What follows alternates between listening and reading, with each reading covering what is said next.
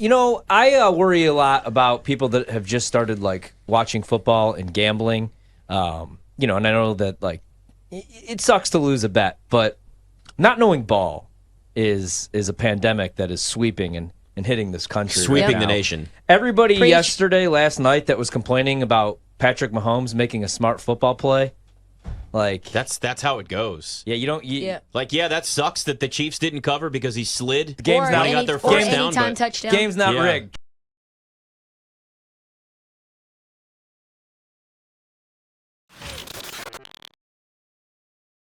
The Berenstein Bears, the Gummy Bears, they are a punchline. The Paddington Bears, they're awful. You cannot play the Chicago Bears in any facet. You can give me 1 billion points, and I'm still going to take the Commanders to cover. This is the mission that we are on right now. The number 1 overall pick yet again, and we're not going to trade that sucker this time because we're going to deal Justin Fields. Yep. We're going to get Caleb Williams. We're going to get the franchise quarterback. We're going to build around it. We're going to clean out the entire stat because Eberflus is a friggin' moron for not kicking the field goal late in that game yesterday. It's the reason why they end up losing it to the Denver Broncos. Yeah. So I think we're going to turn the page on the Fields era, and I know it's been very brief, and the very brief Eberflus era at the helm. And it's going to begin, actually it's already underway, and it's going to continue against the Commanders on Thursday night. I will say this, guys, looking at the props market, the one action I really am anxious to see what the line comes out at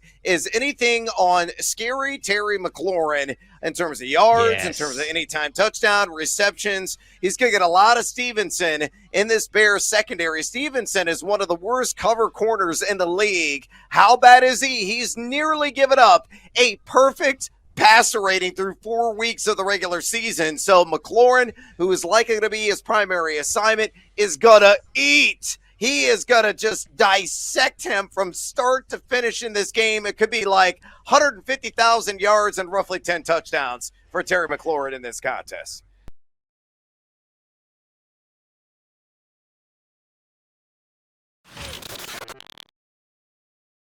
Yeah, I was eyeing that game actually, earlier today, doing some early prognostications in my head, and there was one player prop immediately that stood out to me. I'll take the over on longest reception.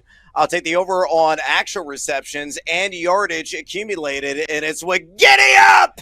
Michael Gallup, who I think could really go out there and make some serious noise. He's been overshadowed because of CeeDee Lamb, and Brandon Cooks hasn't really played up to snuff so far, but Gallup has played exceptional football here the last couple of weeks, and he's going to get Lenore there in coverage, and Lenore inside the top 10 in highest passer rating allowed, high YPC allowed as well north of 15 already on the season. That is a vulnerability of this San Francisco defense. It's in that secondary, in particular that side of the ball. So Michael Gallup could be a legitimate X gonna give it to you factor in this game.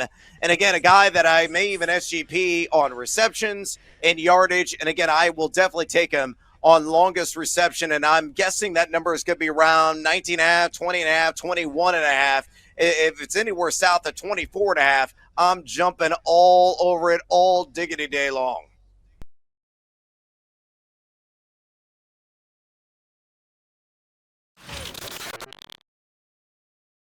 They definitely will be. They came back. They got right yesterday. It is a shame, as you pointed out, that the Cowboys laid an egg against Arizona. But by the way, Arizona was really close to being 4-0 against the spread after yesterday, and probably should have been.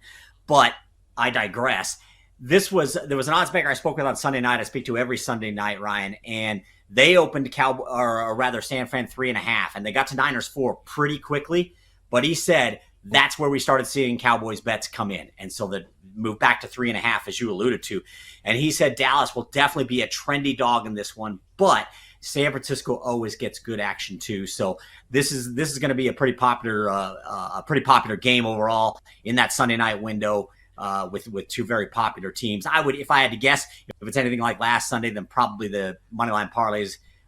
Maybe not so much teasers with that number, but moneyline parlays are going to run to the Niners. So if the favorites have a good day on Saturday and Sunday, or have a good day in at least the right games for the public, then they might be rooting for Dallas behind the counter. Talking to Patrick Everson, BetMGM tonight. By the way, I want to congratulate you on your Denver Broncos win. Well done. Well done. That was ugly. Getting on the board finally. Yeah. Very, very important. Hey, what did the money look like in that game? Because I was trying to figure out what side people were even taking in that. I mean, it was 2 0-3 teams, and it was really one of the best games of winless teams that I think I've ever seen. Yeah, it sure turned into that. It didn't look like it was going to be that. It looked like for a moment Denver was like, hey, we looked really awful in Miami. Let's see if we can look worse against possibly the worst team in football, other than ourselves, of course. We want to make sure we've defined ourselves as the worst team in football. Look, this was a game that early last week, sharp money was coming in on Denver and took Denver from 2.5 to 3 into 3.5 at BetMGM and elsewhere. And, but what Scott Shelton said on late Saturday night, I talked to him late Saturday night, and again, he's with BetMGM here in Nevada, and he said it's a stinker of a game, but somehow they're betting on Denver. And again, some sharp play on Denver, and the public got involved a little bit as well. But it didn't take a lot of action, but what action there was on a team that just gave up a 70 burger, which I can't fathom. And it's, I feel like what Chicago did for a chunk of that game shows that faith was misplaced. Okay, yes, in the end, Denver gets there and wins, but it doesn't cover the 3.5, and anybody who had 3 gets a refund. So, it wasn't widely a popular game, but I think people probably thought it was worth maybe throwing in a moneyline parlay, and certainly there were some sharp bettors in at 2.5 and 3 on Denver. Based on where how Zach Wilson played last night, Pat, do you think that the Jets are going to be a trendy dog on the road, even though Denver, obviously a very tough place to play, just based on how bad the Broncos have looked and just recency bias with Zach Wilson?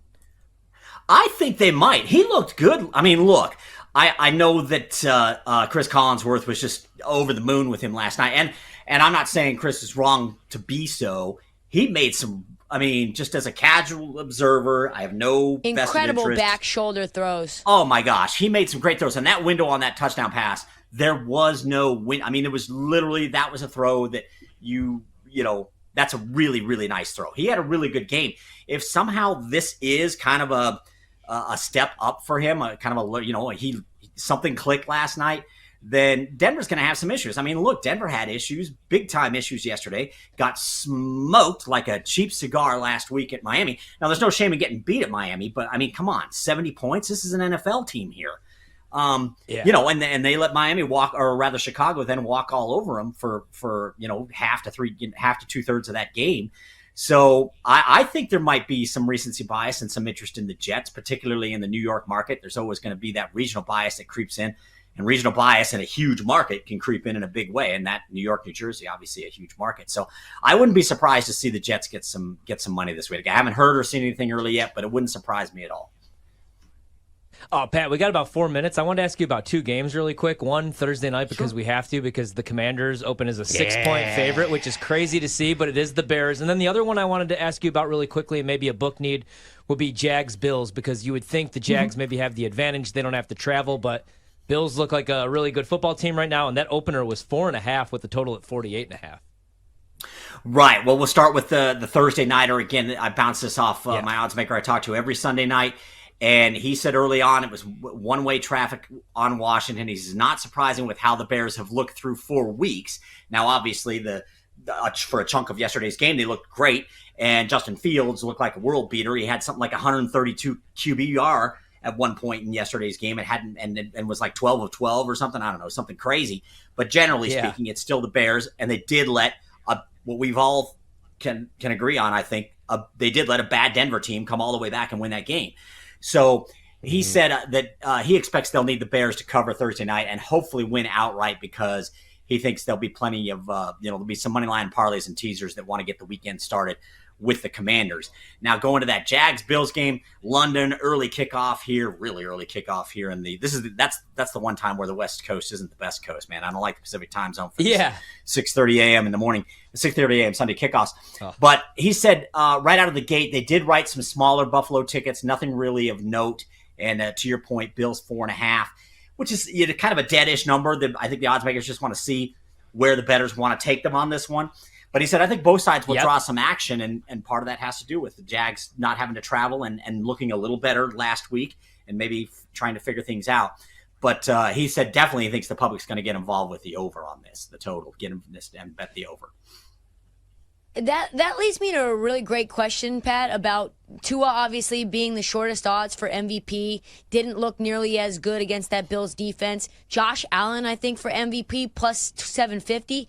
Did he get any MVP love this weekend after how well he played? Is he getting any tickets? Oh, I would guess he did. I mean, at plus 750, I'm almost thinking maybe give it a look see.